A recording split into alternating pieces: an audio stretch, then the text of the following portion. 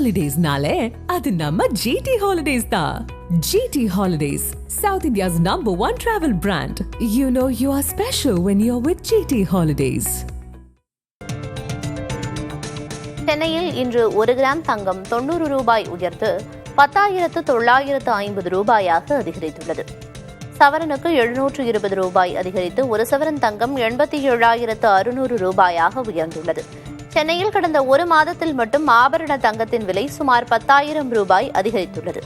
அதேபோல கடந்த ஆண்டு அக்டோபர் 1ஆம் தேதியோடு ஒப்பிடும்போது தங்கத்தின் விலை சவரனுக்கு 31,200 ரூபாய் உயர்ந்துள்ளது. இனிவரும் நாட்களிலும் தங்கம் விலை உயரவே வாய்ப்பிருப்பதாக கருதப்படுகிறது. கரூர் துயர சம்பவம் குறித்து விசாரணை நடத்த ஒரு நபர் ஆணையம் அமைக்கப்பட்டுள்ள நிலையில் திமுக அரசின் தொடர்ச்சியான செயல்பாடுகள் குறித்து அதிமுக கடுமையாக கேள்வி எழுப்பியுள்ளது. விசாரணை ஆணையம் அமைக்கப்பட்டுவிட்ட பின்னரும் மாவட்ட ஆட்சியர், மின்வாரிய அதிகாரி, சட்டம் ஒழுங்கு ஏடிஜிபி ஆகியோர் செய்தியாளர் சந்திப்பு நடத்துவதாகவும் முதல்வர் காணொலி வெளியிடுவதாகவும் சுட்டிக்காட்டப்பட்டுள்ளது.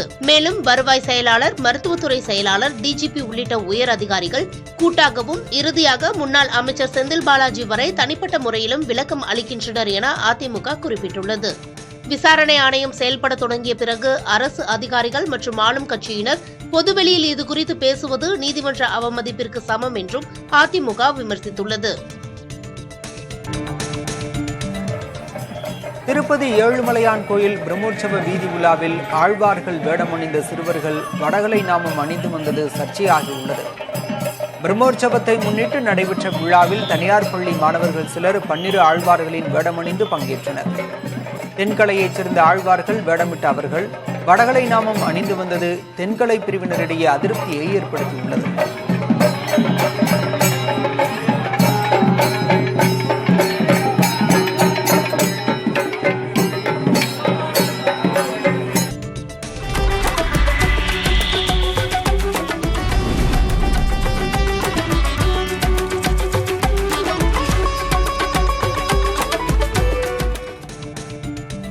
நவராத்திரி விழாவின் 9வது நாளான சரஸ்வதி பூஜை மற்றும் ஆயுத பூஜை பண்டிகை மிகுந்த உற்சாகத்துடனும் பக்தி பெருக்குடனும் தமிழகம் முழுவதும் கொண்டாடப்பட்டு வருகிறது. கல்விக்கு அதிபதியான சரஸ்வதி தேவியை போற்றி மாணவ மாணவிகள் தங்களது நோட்டு புத்தகங்கள், எழுது பொருட்கள், இசைக்கருவிகள் போன்றவற்றை தூய்மை செய்து பூஜையில் வைத்து வழிபடுகின்றனர். வீடுகள், கடைகள், தொழிற்சாலைகள், அரசு மற்றும் தனியார் நிறுவனங்கள் என அனைத்து இடங்களிலும் வாழை தோரணங்கள் மற்றும் மாவிலை தோரணங்கள் கட்டி அலங்கரித்து வழிபடுகின்றனர். பொரி, கடலை, பழங்கள், அவல், கரும்பு துண்டுகள், பூசணிக்காய், சுண்டல் போன்றவற்றை சமைத்து படைத்து சிறப்பு பூஜைகள் நடத்தப்பட்டு வருகின்றன. கோயில்களில் இன்று காலை முதல் சிறப்பு அபிஷேக ஆராதனைகள் மற்றும் வழிபாடுகள் நடைபெற்று வருகின்றன. பக்தர்கள் நீண்ட வரிசையில் நின்று அம்மனை தரிசனம் செய்து வருகின்றனர்.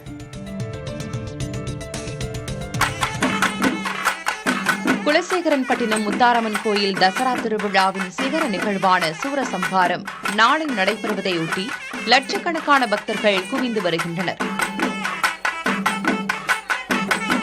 கடந்த செப்டம்பர் 23ஆம் தேதி கொடியேற்றத்துடன் தொடங்கிய இந்த 10ஆம் நாள் திருவிழா நாளை நள்ளிரவு சூரசம்ஹாரத்துடன் நிறைவடைகிறது. திருவிழாவின் 9ஆம் நாளான இன்று பல்வேறு பகுதிகளில் இருந்து வந்த பக்தர்கள் தங்களது நேர்த்திக்கடனாக காளி, குரங்கு என விதவிதமான வேடங்கள் அணிந்து மேளதாளங்களுடன் ஆடிப்பாடி மகிழ்ந்து வருகின்றனர்.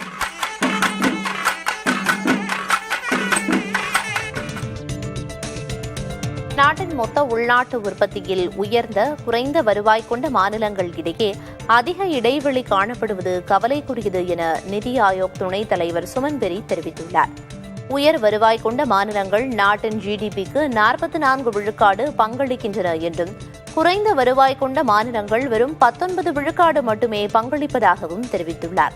ஒரு பகுதி எந்த அளவுக்கு பின்தங்கியதாக இருக்கிறதோ அந்த அளவுக்கு வேகமாக முன்னேற முடியும் என்ற உலகளாவிய கண்ணோட்டத்தை இந்திய சூழலுக்கு கொண்டுவர விரும்புவதாகவும் சுமன் பெரி கூறினார்.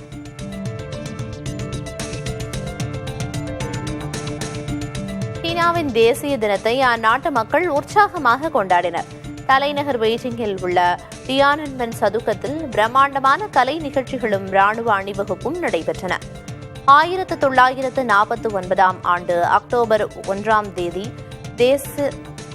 தேசிய சீன மக்கள் குடியரசாக மாசேதுங் அறிவித்த தினமே தேசிய தினமாக ஒவ்வொரு ஆண்டும் கொண்டாடப்படுகிறது.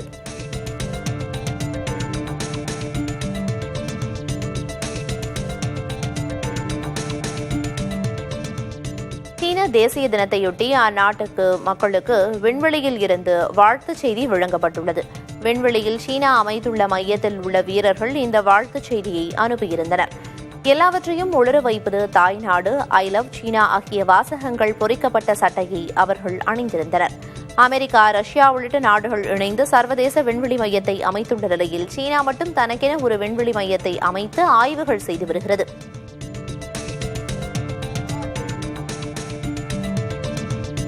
அமெரிக்க ராணுவ வீரர்கள் உடலை கட்டுக்கோப்பாக வைத்திருப்பது குறித்த அறிவிப்பை அந்நாட்டு பாதுகாப்புத்துறை அமைச்சர் பீட்டர் ஹெக்ஸத் வெளியிட்டுள்ளார்.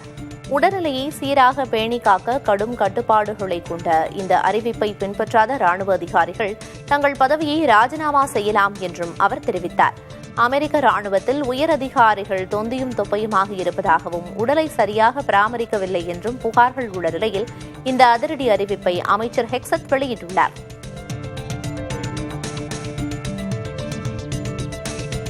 சுவிட்சர்லாந்து நாட்டில் பனிமலைகள் வேகமாக உருகுவது சூழலியல் ஆர்வலர்களை கவலையில் தள்ளியுள்ளது. பனி உருகும் வேகம் கடந்த 12 மாதங்களில் முன்னெப்போதும் இல்லாத அளவு உள்ளதாக கிளாமோஸ் என்ற அமைப்பு தெரிவித்துள்ளது. கடந்த ஜூன் மாதம் வரலாறு காணாத வெயில் கொளுத்தியதாகவும் இதனால் மொத்த ஐஸ் படுகையில் 3 விழுக்காடு அளவுக்கு கரைந்துவிட்டதாகவும் அந்த அமைப்பு கூறியுள்ளது. கடந்த 6 ஆண்டுகளில் மட்டும் 100 பனிப்பாறைகள் முற்றிலும் உருகியிருப்பதாகவும் இந்த நூற்றாண்டு இறுதிக்குள் அனைத்தும் கரைந்து அழிந்துவிடும் அபாயம் உள்ளதாகவும் அந்த அமைப்பு கூறியுள்ளது.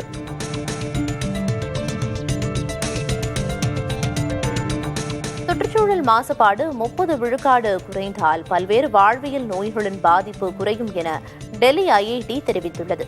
டெல்லி ஐஐடி மற்றும் கிளைமேட் ட்ரெண்ட்ஸ் ஆய்வு இணைந்து செவ்வாயன்று வெளியிட்ட மதிப்பீடு தரவில் மாசுபாடு 30 விழுக்காடு குறையும் போது இருதய நோய், நீரிழிவு நோய், இரத்த சோகை, குறைந்த எடை கொண்ட குழந்தைகள் பிறப்பது போன்ற பாதிப்புகள் குறையும் என கூறப்பட்டுள்ளது. உதாரணமாக 30 விழுக்காடு மாசுபாடு குறைந்தால் பெண்களிடையே இருதய நோய் பாதிப்பு 3 முதல் 10 விழுக்காடு குறையும் என மதிப்பிடப்பட்டுள்ளது.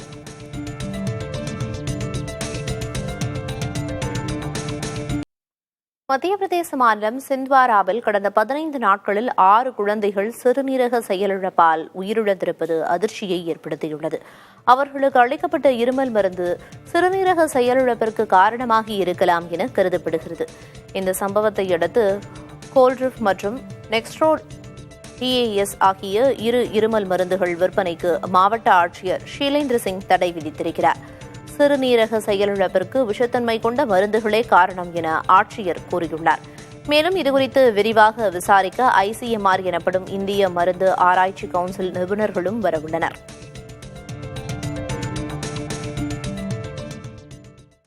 திருச்சி அரசு தலைமை மருத்துவமனையில் ஸ்கேன் ஊழியரை தாக்கியதாக சட்டக்கல்லூரி மாணவி கைது செய்யப்பட்டார்.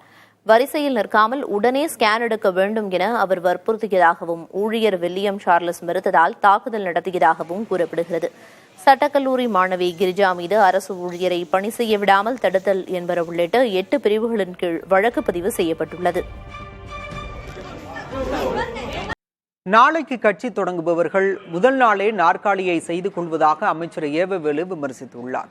சேலம் மாவட்டம் தலைவாசல் அருகே மாற்றுக் கட்சியினர் திமுகவில் இணையும் நிகழ்ச்சியில் 1000க்கும் மேற்பட்டோர் அமைச்சர் ஏவவேலு முன்னிலையில் இணைந்தனர். அப்போது பேசிய அமைச்சர் ஏவவேலு கொள்கை இல்லாத கட்சிகள் இடம் தெரியாமல் போய்விடும் எனவும் தெரிவித்தார். ஹாலிடேஸ்னாலே அது நம்ம GT ஹாலிடேஸ் தான். GT Holidays, South India's #1 travel brand. You know you are special when you're with GT Holidays.